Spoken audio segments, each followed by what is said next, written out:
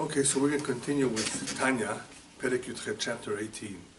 Chapter 18 is actually a small chapter, but if you learn it well, in depth, you will see that it is very deep. It is deep not because it's so difficult necessarily, but because it encompasses many ideas that clarify a great deal about what the neshama is, the various levels of the neshamot, and why certain individuals appear to be more inclined to do the will of Hashem, of God, and some not so much. So it's really a chapter that covers a lot of ideas that are taught in the Tanya, but in a smaller scale. This is a chapter that I hope many people would learn because it covers a subject that is not very well understood, especially by non-Jews. What exactly is the difference between the Jewish soul and the non-Jewish soul? So for those of you who were here in the very beginning, the Tanya does go a little bit briefly into that topic in the very beginning. And many people misunderstand that too. So I think today I will elaborate a little bit more, give you a brief introduction to the chapter, and it's important to listen carefully because there may be some ideas that you may never have heard of. Nonetheless, they are very important, really important ideas in understanding the book, the Tanya, and the most mystical of topics, the composition of the soul. What is the soul made out of? What does it mean that it is divine? What does it mean that some souls are more readily willing to believe in God than others? This is something that a lot of people have a hard time with. Where's God? Prove it to me. And others are more readily inclined to accept something even though they didn't see it, even though they don't fully understand it. So let's begin with an introduction. If you studied a little bit Parashat Bereshit, which we just recently read, we're introduced to something called Etz Hadat, Tov Hara. There's a tree of knowledge, and this knowledge enables us to distinguish between that which is good and that which is bad. And we don't really know what is good and bad. It just says good and bad. But basically, that which is good is purposeful. It serves the creation. It is therefore something that Hashem wants. Whereas bad opposes the divine plan. That which is contrary to Hashem's wishes. And Hashem created both. There is this conflict, a continuous conflict between good and bad, or evil, in order to enable free will. The human being who is endowed with a soul and has some level of intelligence is given the tools to be able to figure this out. Now, he doesn't always know what is good from what is bad. The Jewish people received the Torah, which makes things a little bit clearer. And even then, it's not so clear because human beings are half animal. So they can be bribed, they can become corrupted, and even though they know deep down what is right from what is wrong, through their neshama, or in other words, through their conscience, they know deep down. Every human being knows deep down. Nonetheless, they don't always follow their conscience, and they make mistakes. So in the very beginning of creation, Hashem had a certain plan. And that plan appears to have evolved differently, because Adam was not supposed to eat from Etz Hadat. Don't eat from this tree. And he ate, nonetheless. He was tempted. What happened? And all of a sudden, he knows something he did not know before. Prior to the sin, there was a certain purity to the soul. The soul was more inclined, almost automatically, to do the will of Hashem. Hashem did not make us robots. Nonetheless, there was a greater purity. It was very, very divine. Divine in the sense that it was easily inclined to do the will of Hashem without too much opposition or hesitation. He always had free will from the very beginning. That's the way Hashem made man. But the story of Bereshit is not just a story. It's to tell us this is a message for mankind. There will always be a nahash. There will always be a serpent who will try to discourage you from doing the will of Hashem, dissuade you, confuse you. This is the message. In other words, don't think that it was just a mistake. Somehow man rebelled, even though that's what appears to be. Man did rebel because man can rebel. So Hashem let it happen. So even though his plan, his design was for man not necessarily to sin, it shows how man is capable. He's not just operating by instinct like animals are. He is able to operate through his own makings, his own decisions, some decisions. And therefore, he can cause a lot of damage to this world. He's capable of causing tremendous damage to Hashem's plan, to Hashem's design. And the Etz Hadat Tov Vara basically is an introduction to what happened in the world of souls as well. Because there are different kinds of souls. There are the souls that are more inclined to do the will of Hashem, and there are some souls that are not as inclined. It's not that Hashem makes wicked individuals. One who chooses to be wicked, he has chosen to be wicked. But those who are more inclined to do the will of Hashem are more likely than not to succeed in that. And those that are not so inclined, they will have a hard time, they will have a struggle. So from the very beginning, what happened as a result of eating of the Etz Hadat, the Kabbalah explains there was a nirbuvia, a mixture of the souls. In other words, right now, imagine there is a channel through which all the souls come down. And through that channel, you can have all kinds of souls come down. The better ones, the more refined ones, and the ones that are less refined. We're going to get to the Jewish people in a moment. It's not a matter that one soul is superior to another. We're not talking about superiority over here. No. It is just that certain souls are more inclined to that which is divine, and certain ones less inclined.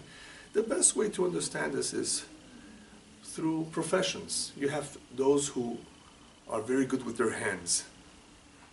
Even as children, they love to fix things. And they make good mechanics, carpenters, plumbers. There are those who know how to draw beautiful pieces of art. There are those who, even though they may appreciate it, they simply don't have the talent.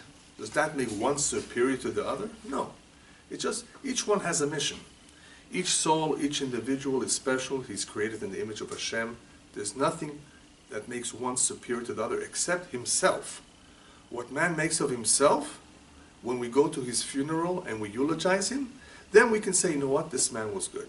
At the very beginning, Hashem did not say about man, and he is good. Everything else is good. Everything else is perfect. Man, let's find out, after 70, 80 years, if he made of himself something good or not. So that's left up to him. But from the very beginning, the souls are equipped. They're equipped to do whatever it is that Hashem wants them to do in this world. Not everyone succeeds. Not everyone carries out his mission properly. Some people are misguided. There's all kinds of things that happen to people throughout life that challenge them. And some are able to overcome these challenges, some do not. Okay. But from the very beginning, what you have is a mixture of souls. A mixture of souls meaning that they're all coming down through the same channel and they're not necessarily apart. Until Matan Torah. Till the point of where the Torah is given. Once the Torah is given, there's a separation.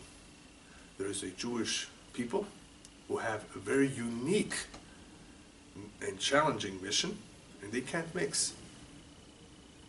And then you have other nations who also have important missions, but they are apart. But before then, mixture of souls. And as a result of the mixture of souls, it could be very possible that one find in the world at large non-Jews who have a divine soul as well. Because divinity, or holy sparks as it's called in the Kabbalah, is scattered all over. Remember, it's mixed. Except that at some point, a new channel was created through which Jewish souls flow through. That's all that we need to know. But at large in the world, there are some very unique souls who eventually convert. Not everyone who's unique and special converts, but at least they're more inclined to be spiritual. They may belong to another faith and another religion, which is fine. They behave themselves. They're good. They're spiritual. They conduct themselves properly. They at least fulfill the 7 Noahide laws. They are called the righteous from the nations. Some of them convert, Some of them feel attracted to the Jewish mission, and we welcome them. We don't go and convince the world to become Jewish, because that's not our job. That job was given to a certain group, and there are those who want to join that group. They are welcome if they are sincere. But in order for them to really do a good job, they need to be attracted to this, because to be Jewish is not easy. So you really have to want it, you have to like it, you have to identify with it. So when someone identifies with the Jewish cause, it says something about his soul. And therefore we don't refuse him. On the contrary, it makes the cause, the Jewish cause, or God's cause, stronger. A better chance to succeed in a world of so much evil. So the more spiritual souls we have, the better for the world. So in the very beginning, again, what you have is a mixture of souls, but little by little, there is a filtering process. A filtering process by which Hashem begins to separate those that are less refined from those who are refined. So let's take Avraham Avinu, after the Mabul, after the flood. Because before the flood, everybody's gone except for Noach and his family, right? So you have Avraham Avinu. Avraham Avinu, Abraham, has a very, very lofty soul. Very powerful soul. Tremendous potential. But he's mixed as well. He has a mixture in his soul too. So how does Hashem filter out the unrefined from Abraham? He takes out Ishmael and several other children apart from Yitzchak. Yitzchak retains the greater spirituality of Abraham's soul. Are we ready to receive the Torah? No. It's not refined completely. From Yitzchak still comes out Esav. So Hashem refines, removes that which is less divine, less refined from Yitzchak, which is Esav, and leaves who? Yaakov. Yaakov is already refined. Is he ready? No. The children have to go through exile in Egypt. They have to prepare themselves. So you see how this process goes on? It's all by design. It's all planned out. A certain amount of time goes by, a certain amount of generations, the refinement process, the filtering process, until there is a nation of certain souls that are divine, divine enough to be able to accept the Torah. As the Midrash says, Hashem was willing to offer the Torah to any nation that would take it. But they did not. What does that mean? He didn't go knocking at the door of everyone. The Midrash basically says, Hashem does not want the Torah to last just for one generation. The Torah has to last forever. I have to give it to a group of people who have a better chance of observing the mitzvot. And these are 613 instructions. Even the 7, not too many people are keeping. 613? And the Jewish people said, yes, we'll do it. And Hashem says, yes, I realize that you have a potential. But unfortunately, even the Jewish people, despite the fact that their soul is more refined and inclined to do the will of Hashem, unfortunately, we didn't always succeed. And that is why we're still in exile. Our mission was to rectify the world. Mashiach would have come a long time ago. Unfortunately, we did not do it. So Mashiach has to do it. And he's going to do it soon, B'ezrat Hashem. But in the meantime, look at the world. The Jewish people were not a light unto the nations at all times. At certain times, perhaps, yes. They definitely introduced into the world tremendous amount of knowledge, wisdom, through literature, through many achievements. Obviously, a lot of what the world today follows as far as laws is taken from the Torah, from the Talmud. So there has been tremendous amount of contributions, but still, it's been a very long struggle. The Torah was intended to help us, to help the Jewish people achieve their goal, fulfill their mission, and if we were to follow it properly, we would have succeeded. At least we know that we have a map, that one who wishes to be guided by it will definitely succeed B'ezrat Hashem with God's help. But what happens in real life is that a lot of people simply have a hard time connecting with the Torah, connecting with mitzvot, connecting even with simple faith. People have a hard time. Either they weren't brought up with it, or even if they did, they're very disappointed. They went through some difficult times. Where's God? So the Bala Tanya, the author of the Tanya, begins in this chapter to describe, to explain to us what he meant in the previous chapter when he said that the Torah is very adamant, very, very clear. The words of the Torah are really accessible to everyone. It's within reach for every Jew, even if he's not so intelligent, for him to develop a relationship, a loving relationship with Hashem, and to observe the mitzvot through love and fear, or awe of Hashem. In other words, that special, strong relationship is not just something that the righteous are capable, those who are very saintly, those whose neshama, whose soul is very divine and refined. No, even the simple people. Otherwise, why is the Torah telling us, Ikarov elecha? It's very close to you. To me, too? Or just to the tzaddikim? So he elaborates a little bit more in this chapter that even though in the last chapter he clarified that what was meant by those words is that even if you're not righteous and you're an average individual, you can attain or reach the level of love and fear or connection with Hashem through tevuna, by analysis, by meditation, by thinking, by pondering the greatness of Hashem. It's possible. In other words, even if somebody's not on the highest level soul, and he's not naturally inclined, he has to really work on it. He has something called sechel, moach, intelligence. He's able to analyze the greatness of Hashem, to look at the beauty of the design and creation, and be amazed and inspire himself to do the will of Hashem through love and fear. In other words, he can come about the observance of Torah mitzvot through love and fear, almost like a tzaddik, but through tevuna, through understanding, through analysis, not naturally. A tzaddik who has more control over his heart. He's very powerful when it comes to outpouring his sentiments, his feelings for Hashem. Very powerful. And he does so almost automatically. You don't see that by an individual who's more of the average, the Benoni. The outpouring, naturally, no. He has to develop it. He has to work on it. He has to think about it. And the Bala Tanya says it is possible. That's okay. It is possible. It's lower level to come about that kind of a relationship with Hashem, with love and fear, through tevuna, through idbonenut, by using our minds. Okay. And if we do so, we will be able to elevate our mitzvot to a very high level, pretty much almost like a tzaddik. Now comes the big question in this chapter.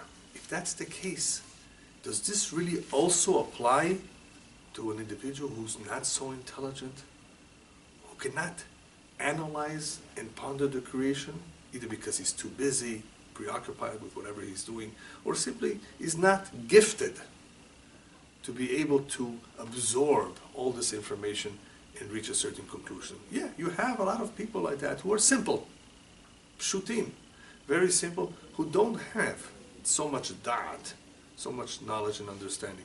What about them? How are they going to come to the level of ahava and yirah, the love and fear of Hashem, to observe the mitzvot? Now, when we talk about love and fear, why do we mention both? Because the love to observe the positive commandments, and the fear to abstain, or to stay back, right, and not commit chas v'shalom transgression.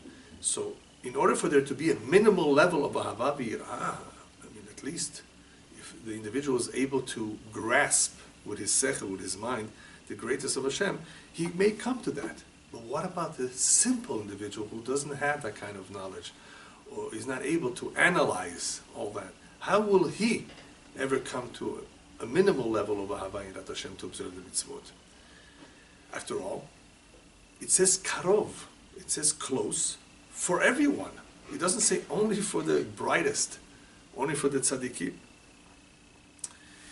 So in the following chapters, beginning with these chapters, the Bala Tanya is going to explain how even the lowest of the lowest, even sinners, Pushai Israel, Amei Aratzot, the ignoramus, anyone, is still capable of reaching a certain level of ahava and yirah through emotions.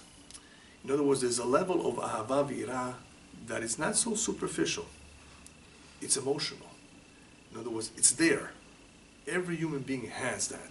He has that ability. We show love for certain human beings that we care about.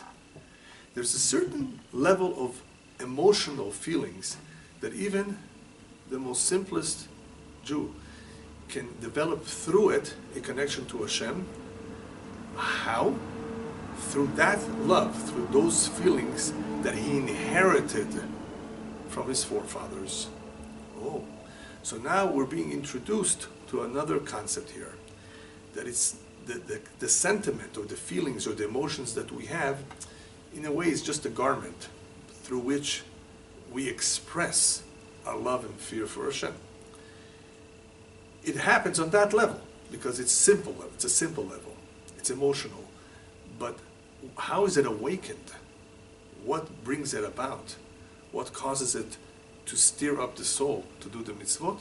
Something sheyeshanu miyerusha mi'avotenu. It is a love, a concealed love, that we inherited from our forefathers. And because it's inherited, it's there. So when we said karov me'od, when the Torah says it's very close, this is what it implied. It's so close because you have it within you, even if you didn't awaken it. All you gotta do is to remember it. Look back to your forefathers, like the Navi, the prophet says, Abitu el tzur chutzavtem. Look back to where you come from. Look at your forefathers, who they were, and what they were willing to do to sacrifice their life, everything for Hashem. How come they were willing to do it? Read the history of your people. So if one reminds himself or recalls his past, this may awaken in him that ahava, that love, that he has by inheritance. Not something that he did on his own. And this is therefore something karov, something very close that anyone can do. Otherwise, why would you say karov if it requires tevuna, if it requires analysis and meditation? Not everyone is capable of that. Yes, even the most simplest person who does not have those mental faculties, those abilities, the intelligence to analyze creation, he still, through the inheritance that he has, something that he inherited from his forefathers, that can help him awaken that love, even though it's on a low level. So how does this come about? In other words, what does it mean that we inherited something from our forefathers? How do we inherit it? So the Kabbalah explains the concept of Merkava, which maybe you recall from the past, we spoke a little bit about it. Merkava means chariot. And in Kabbalah and Chassidut, when chariot is used, it means that the wagon, the chariot, is driven. Where? In what direction? Wherever the nosea, wherever the driver leads it. A chariot doesn't just move wherever it wishes to go. It doesn't have a will. A chariot is being ridden. There is someone riding the chariot, and he's the one that's driving it and guiding it wherever he wants to go. So this concept of Merkava is more explained in chapter 23, Kaf Gimel. So when we say that our forefathers were the Merkava, Abraham, Yitzhak, Yaakov, they were the Merkava, the three forefathers, what we mean is that they were completely devoted to do only the will of Hashem, not their own will. See, human beings have sometimes a difficulty. There's something called conflict of interest. What I want, what my wife wants, what her parents may want, what my parents may want, what other people want, what neighbors want. We have various conflicts of wills. With the Avot, their neshama was on such a level that obviously by working on themselves, on their midot, on their character, in combination with their level of soul, they were able to reach tremendous heights, not only in holiness, but in devotion to Hashem, to the point that they were prepared to almost do anything for Hashem, despite the hardships, the challenges. Look at Avraham Avinu with the Akedah, to bring his own son as a sacrifice, to go against his beliefs that human sacrifice is forbidden, to go against that which he's been teaching all the people around him. You don't do this, and here he's being tested with this, with the same. So you read the story of the Avot and you see how they were very special. But that's not only because of their work, it's also the neshama. The neshama is a very high neshama. So they served as a merkava. And through their merkava, they were able to transmit to us, in other words, zachu, they had the merit to transmit to us the ruach, nefesh, and neshama that they had to all their children forever. In other words, through their high-level neshama, through their deeds, serving as a merkava for future generations, they were able to transmit, not money. You know, when people talk about inheritance, we talk about money. And we're not talking about genes necessarily here. We're talking about on the spiritual level, on the level of the neshama. They were able to transmit to us. It took a little bit of time, however. All right, we talked about the refinement process, the filtering process. They were able to transmit the nefesh, ruach, and neshama to the future generations, to their children, through a certain channel, of course. So this is why we have a filtering system here, that Hashem is guiding that which is refined, that which is more inclined to do the divine will, through a certain channel. Now, when they transmitted to us the nefesh, ruach, and the neshama, what nefesh, ruach, and neshama are they transmitting? So, he explains that they transmitted a level of nefesh, ruach, and neshama from the 10 sfirot of kedusha. And this is an important concept that I'll explain soon. What does it mean, sfirot of kedusha? Because there are sfirot in the tumah too, in the impurity. So here we're talking about a nefesh, ruach, and neshama that's coming from the holy sefirot, from that side. We want this neshama in the future to do the will of Hashem, to do that which is holy.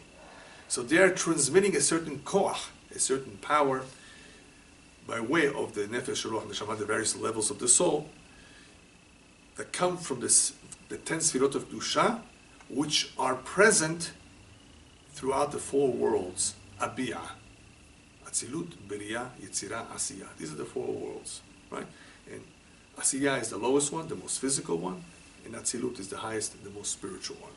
Okay, now, this is the way that the transmission works. This is the way this is from where the souls come from. However, eventually, in future generations, the Jewish people, in receiving a soul prior to being born, they receive a soul according to their level. Every soul has a certain level, which we've already explained in the past, in the beginning, chapter 2.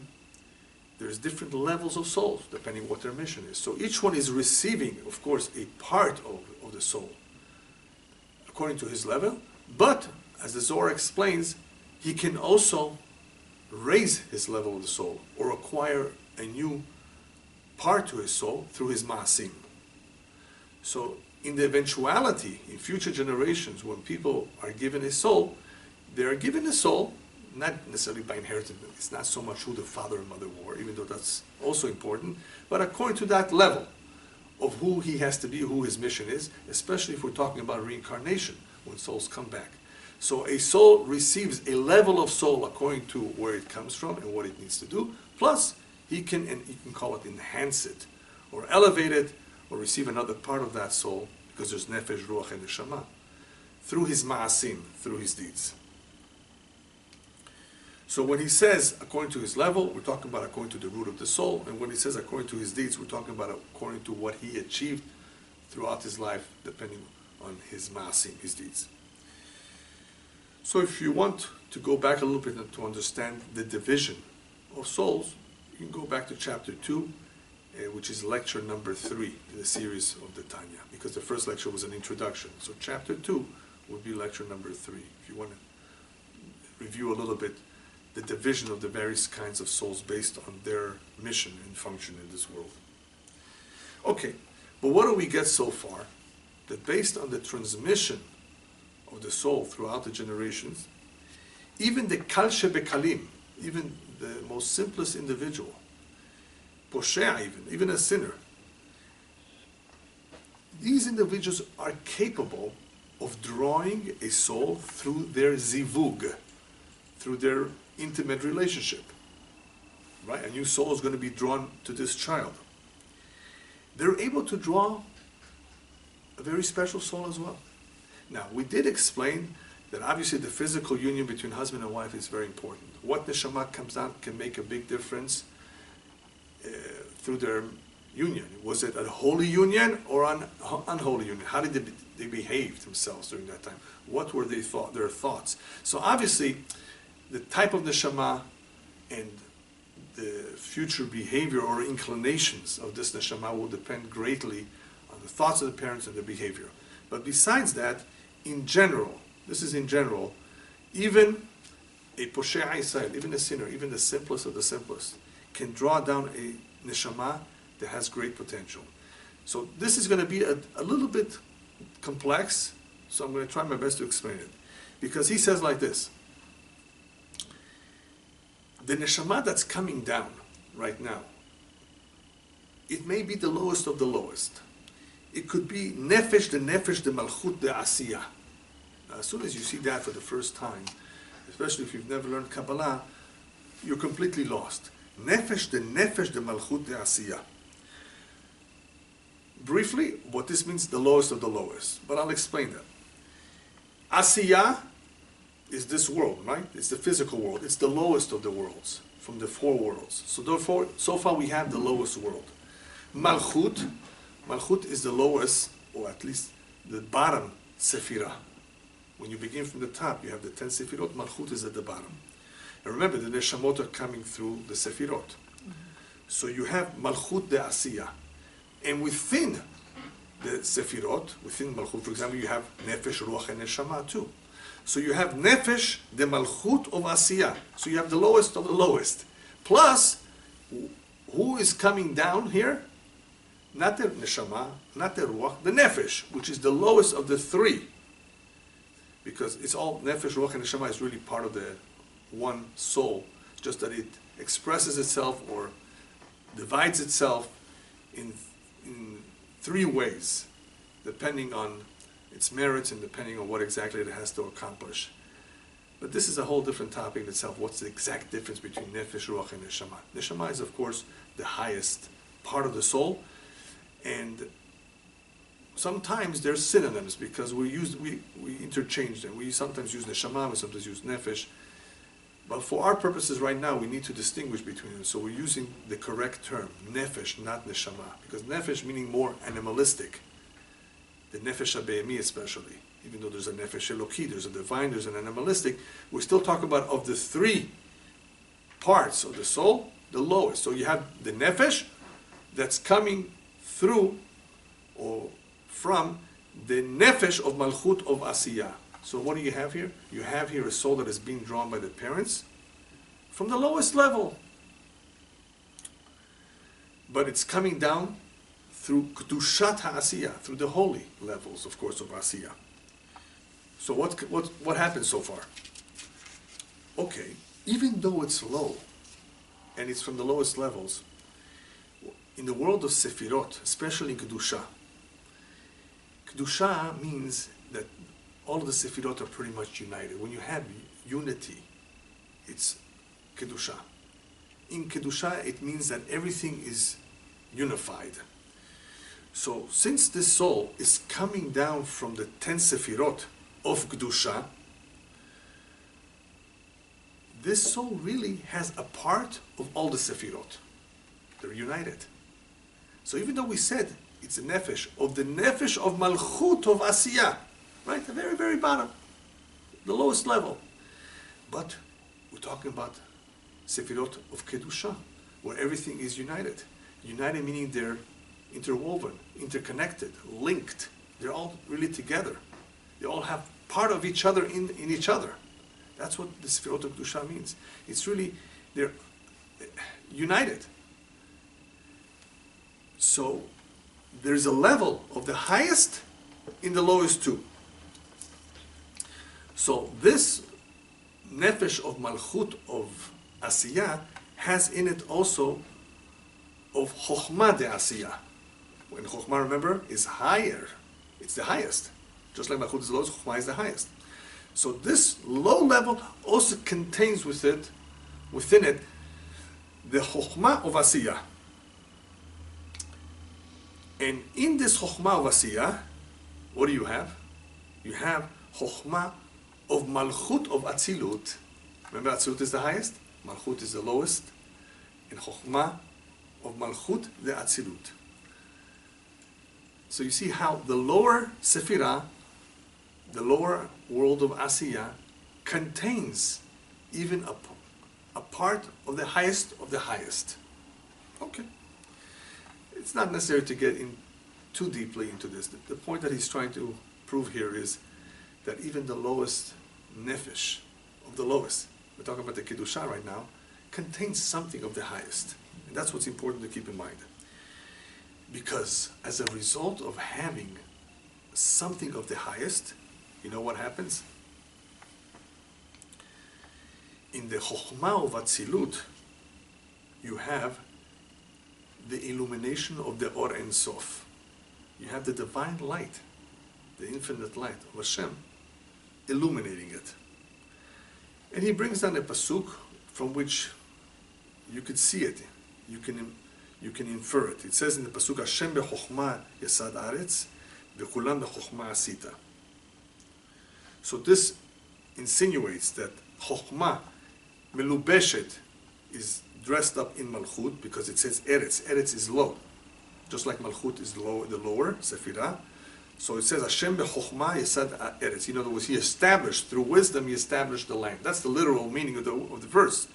But you can see how beautifully it's insinuated that the chokhmah melubeshet is dressed up in the malchut itself. Even though malchut is all the way at the bottom, it contains somehow a levush, a garment of the chokhmah. Asita, what does asita refer to? Olam asiyah. So chokhmah is also melubeshet in asiyah. Kulam bechokhmah asita. You've done everything with chokhmah. So you see how this chokhmah, which is at the highest level, goes all the way down to malchut, goes all the way down to asiyah. So, if that's the case, then the Or Ein Sof, the light, the infinite light of Hashem, is dressed up in the faculty of Chokhmah, which is in the nefesh of the Ha'adam. Regardless of who we're talking about, in other words, even the simplest Jew, has the Or Ein Sof dressed up in the faculty of Chokhmah in his nefesh. Nefesh being the lowest, right? Not only is nefesh the lowest, but here we're talking about the lowest of the lowest. He's a simple individual. Still, he too has something of the chokhmah, of the highest world, and therefore has the Or Ein Sof, the light of Hashem, being dressed up in that faculty of chokhmah in the nefesh ha'adam. Wow. If that's the case, we're already getting a glimpse that this individual, no matter how low he is, maybe he has great potential after all. What happens, however, is that the chokhmah shebenefesh, together with the Or Ein Sof that is dressed up in it, doesn't just stay on top. It actually spreads out through all the faculties of the nefesh to vitalize it, to give it vitality. As it says, he brings down the pasuk, the verse, "Chokhmah techayed be'alea." Chokhmah, wisdom, gives life to those who possess it. That's a simple meaning. But here, what it means is that the nefesh receives its vitality through the fact that it has the faculty of chokhmah. In other words, that faculty of chokhmah contains the light of Hashem, melubash bo. So this gives vitality to the entire nefesh. Okay, now we understand something incredible. It says it is possible then that even Posh'ei Israel, sinners, the lowest of the lowest. Now when we say lowest of the lowest, we don't mean simple. Here we mean sinners, which is really the lowest. They're doing the wrong thing. Even sinners, Posh'ei Israel, sometimes can give birth to neshamot gevuhot, to very high level neshamot. Now we've talked a little bit about this before, how great neshamot can come from the simplest people, depending on their behavior, depending on their kavanah, on what they were thinking about, depending on perhaps certain mitzvot that they did, that they merited to have this beautiful child, this beautiful soul. Okay, but here it's a whole different idea. and I don't think too many people are aware of this, because this is real Kabbalah. It is possible that a Poshea, he's a sinner, not a simple person, a sinner, will give birth to a high-level neshamot. Now remember, high-level neshamot means that they have greater divinity, greater potential, more inclined to do the will of Hashem. Now, but these high-level neshamot have a story behind them. They were originally trapped, being kei haklipot, in the depth of the impure shells. Repeat that again. These neshamot gvohot did not just come down from Gan Eden, from some high place, pure place. They were trapped in imkei haklipot. For whatever reason, let's not get into the reason right now. For whatever reason, these neshamot are trapped in the depth of the impure shells. If you recall, we spoke about klipot, the impurities, the sitra hara, the other side, the opposing side. So these neshamot gvohot that are trapped there are not going to be released so easily. The impurities don't just release neshamot just like that. High-level neshamot is dangerous for them. They want to live, they want to survive. They don't want all this divinity being done in the world. They're darkness, and this represents light. So they don't just want to release it. They do release it when the parents who are about to give birth to a child are sinners. Oh, great. Sinners, we're going to release this neshama, this soul, for that child, because that child is going to be a sinner just like the parents. And he's going to hopefully, according to them, commit tremendous aggressions, tremendous transgressions. And if that's the case, they will receive vitality. As the Kabbalah explains, the Tumah wants to, it needs to actually, nourish from holiness. That's where it receives all its strength. So when you have something holy, committing something terribly wrong, it serves them, it helps them. So the klipot, the impure shells, are going to release to them, to this parents, to this couple, they're going to release the neshama. And what's going to happen? It could very possibly be, after all, since this is a high-level neshama, that this high-level neshama will somehow find its way to overcome the michsholim, the obstacles that the parents, the sinners, put in front of it. They sent it to public school. They lived in a bad neighborhood. They did all the most terrible things at home. So they were a bad example. I call them obstacles. No matter what obstacles the parents who gave birth to the child and raised him put up, because he's a neshama gvuha, he can still become a tzaddik. So the impure shells don't know this. They're going to release the soul thinking and hoping that this neshama will be just as bad as the parents, and it will commit transgressions, which will give them vitality, strength. Such a high neshama committing a transgression is tremendous for them. It's a big fish. It's a good client. They don't realize, however, that this neshama gvuha can overcome. You know, when somebody is brought up in very difficult circumstances, and the odds are against him almost. He still has free will, but it's more difficult. This neshama is gvuha. It's a high-level neshama. And it may be able to overcome all the difficulties and become a tzaddik.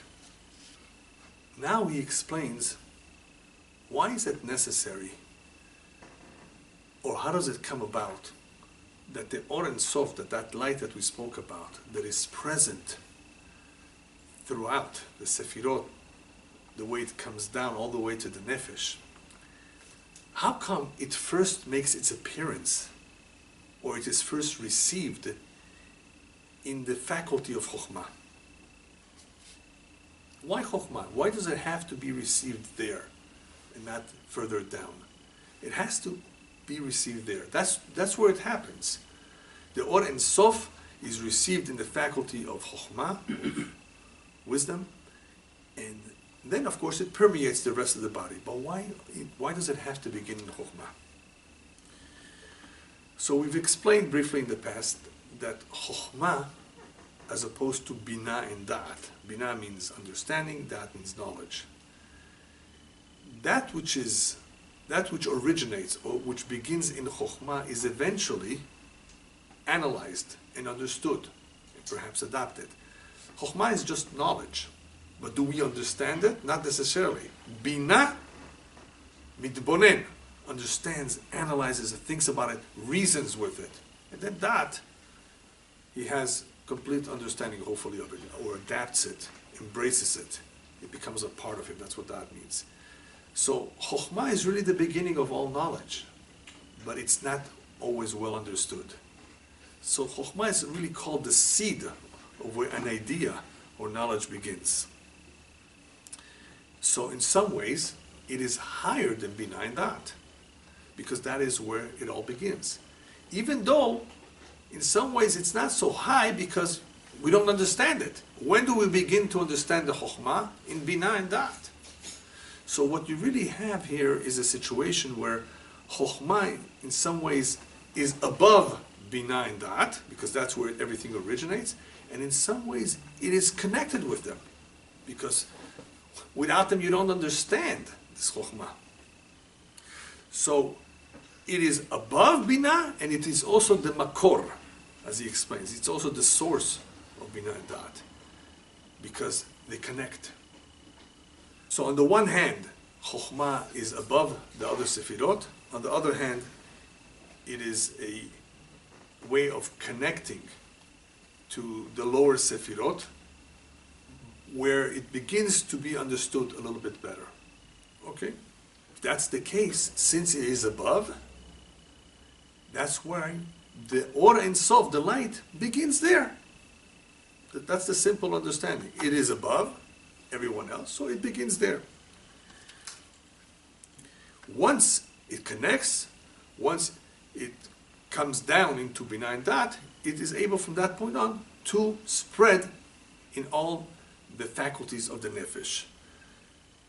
To do what? To influence the various garments that we've spoken about, the machshava, dibur, and maaseh. So it is above the other sefirot, but at some point it needs to be understood, it needs to be analyzed, so it therefore connects and becomes in some ways part of bina and da'at, from which it goes on and spreads throughout the entire nefesh. So he says that's perhaps the meaning behind the word chokhmah. If you look at the word chokhmah, it has 4 letters. You can divide it into 2 parts. Chokhmah stands for koach ma, power of what? So you see both ideas in this word chokhmah. You see the idea of the koach, the intellect, but you also see the ma. What is this? I don't understand this. You see how both aspects of chokhmah are present in the word. The beginning of the intellect, the seed from where intellect originates, in a sense, and how it begins to analyze whatever it received, whatever it has. So on the one hand, it is high, it is not understood at all. It's ma, but it's also a koach, it's also an intellect. So both ideas are present in the word chokhmah. If that's the case, then now we understand why the Or Ein Sof begins as well in chokhmah.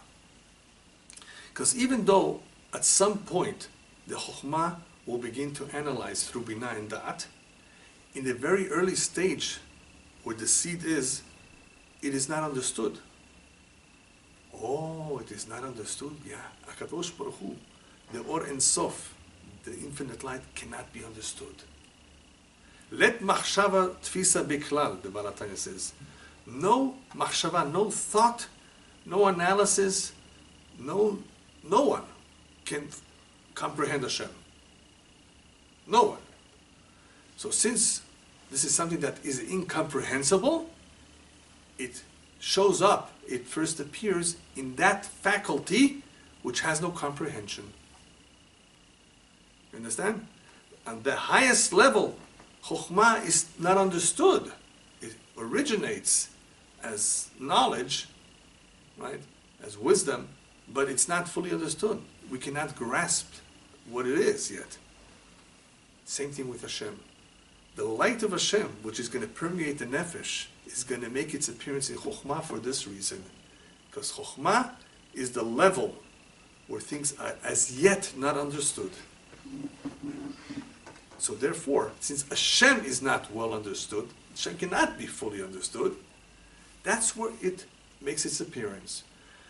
He's not done yet. This concept that he just explained is very, very important. Very, very important. Because all of a sudden, we say, wait a minute. There are certain things that I have to accept even I don't understand. Yes, that's very, very important. Because certain things we can grasp and understand because we're endowed with Binah and Da'at, but we also have to realize that there's a certain point where things originate, which is beyond grasp. That's called Chokhmah. And on that level is where the Or Ein Sof makes its first appearance. If that's the case, that leads us to the final idea that he wishes to clarify at the end of the chapter. All of Am Yisrael, all of the Jewish people, women, and those who are not so educated, believe in Hashem. Mm-hmm. They all have faith in Hashem. Remember what we said in the very, very beginning. We inherited something. There's something in that soul. And that something is connected to emunah. This emunah that we translate in English faith is above reason. Me'al ha'asaga, koach ha'asaga. In other words, we're not able to reason. We're not able to think about it and fully understand it. It's called emunah. We believe it. Do we fully understand? Do we fully know it clearly? No. Even though it does say that our emunah should be a yediyah, a knowledge, what that means is that we have to be convinced as a fact that Hashem exists, that it's all true, it makes sense to us. But do we really understand the workings of Hashem? Of course, no one. And because of that, what we do know of Hashem is called emunah. It's faith, because it's based on something that is not fully understandable at all, never. A lot of people have a problem with this, especially scientists. You mean there's something I can never understand? Yes. Just like there's something you can never see, there's something you cannot understand. What's the big deal? Could you teach a cat to be a mechanic? No. A cat is limited.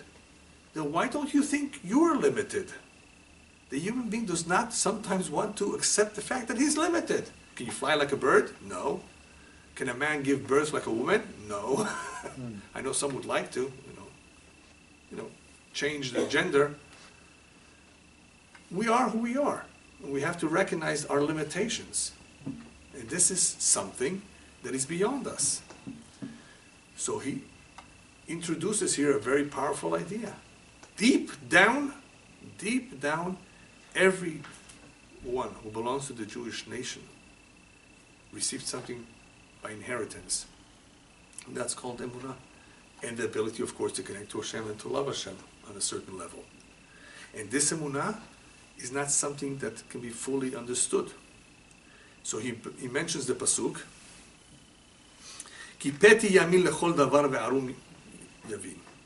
A petty, a fool, believes anything. And a smart man understands. A smart man can reason, can figure things out, can weigh the pros and cons of something. A petty just believes. Now what does that mean? It means that there are a lot of individuals who simply believe without fully understanding something. And that's not good. Why isn't that good? Because if something is possible to understand, then why just believe? Why not investigate if it's true? He might be lying to you. He might be cheating you. The one who's selling you something, trying to convince you of some story. Petty, a fool will just believe. Don't just believe. Try to figure it out. Try to investigate, examine it. You have the brains. Think about it. A fool just believes. So from this pasuk, we get the impression that it's not good to be a petty, right? If you're able to understand something, then try to understand it. But you know what? The Tanya says, that's true in general. In general, when things are possible to be understood, don't be a petty. Be arum, be smart. Think about it. Weigh the pros and cons of what you're about to do. But when it comes to emunah of Hashem, guess what? We're all petayim. We're all like fools. Because we don't understand, even if we want to understand. So since emunah in Hashem is something beyond our grasp, since knowing Hashem is something not possible for us completely, it's above the sechel and the da'at, it's above the mind. The mind cannot grasp it. This emunah, therefore, is something that we accept as complete faith. There's nothing wrong with that. Yes, I know that there's evidence for Hashem, there's all kinds of circumstantial evidence, there's historical proof and certain facts, yes, but in general, even without that, even the simple people, he says, who don't know all of that, deep down they have emunah, they inherited something. And that is a very, very special inheritance because it enables them to connect with pure faith. Yes, pure faith is usually not so good when you're able to figure out something. Then figure it out, understand it. Don't just believe it. But guess what? Here is something that you will never be able to fully figure out. So you have to have emunah. You have to be like a petty, just accept it. So he brings down the pasuk. This is similar to the pasuk. V'ani ba'ar v'lo eda bahamot ha'iti imach v'ani tamid imach. And I was like an ignorant, like an animal that does not understand. I was with you, but I will always be with you, as the pasuk says. In other words, David HaMelech is saying, because my approach to you is like someone who's completely ignorant, which is what? Which means that I have faith alone. That is why I'm able to be with you all the time. Sometimes people try to understand and figure out what's happening in their life. Why did God do this? If you try to figure things out, you're in trouble. You'll never be able to figure it out completely. And it's not healthy. The things that Hashem does in the world are, for the most part, concealed from us. The human mind is not capable of fully understanding Hashem's design, Hashem's plans. There's a famous commentary called the Yavetz, who explains that during the Inquisition you saw various types of Jews. Some that gave in and converted to Christianity, and those that were willing to give up their life and didn't give in. He says, you know what, he says? It was many scholars, intellectual people who converted, who were not capable of sacrifice.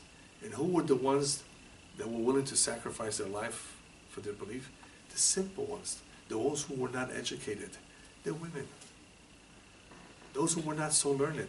They were the ones, for the most part, who gave their life. Whereas the scholars, the intelligent ones, the intellectual individuals, they had the hardest time. They were not able to resist the pressure, and many of them converted. He says, why? This is how he ends the perek. The Baal HaTanya ends the chapter with this idea too. Even great sinners amongst the Jews, from time to time we have heard stories that they gave their life. They were prepared to give their life al Kiddush Hashem, to sanctify Hashem's name. Even though they did not know about the greatness of Hashem, even though they didn't have the intelligence, the knowledge, they didn't analyze.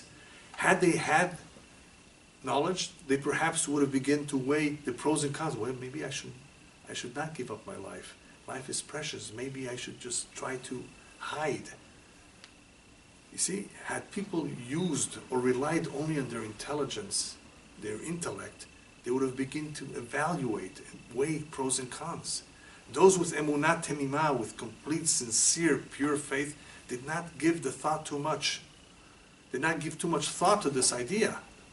To bow down to idolatry? This is completely against what we believe in.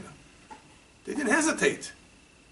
Even the simplest people, uneducated, were able to do so. Why? Because of emunah. only because of their faith in Hashem. How does that work? Why does it work? Because that emunah is something that is in their nefesh. And that nefesh is being illuminated by the light of Hashem.